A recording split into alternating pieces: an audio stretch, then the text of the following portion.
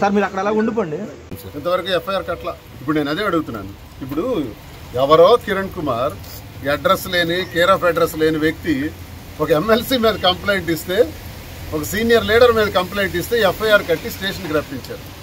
నన్ను జనసేన పార్టీకి చెందిన వాళ్ళు చాలామంది నిన్ను చంపేస్తాం, నరికేస్తాం, కనపడితే కారుతో తగలబెట్టేస్తాం అని హెచ్చరిస్తే అవన్నీ కూడా ఎవిడెన్సెస్తో పోలీస్ స్టేషన్లో కంప్లైంట్ ఇచ్చి 4 నెలలు అయింది.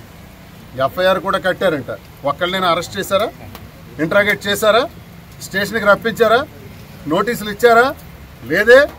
జనసేన కార్యకర్తకు ఉన్నటువంటి గౌరవం ఒక ప్రజాప్రతినిధికి లేదు ఈ ప్రభుత్వంలో.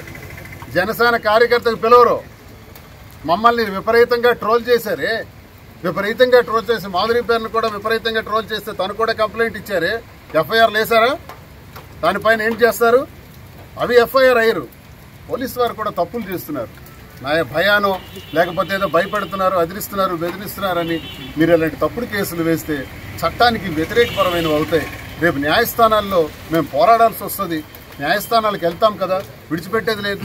న్యాయస్థానానికి వెళ్ళిన తర్వాత తలదించుకోవాల్సిన పరిస్థితి వస్తుందని నేను అధికారులకు కూడా ఈ సందర్భంగా తెలియజేస్తున్నాను.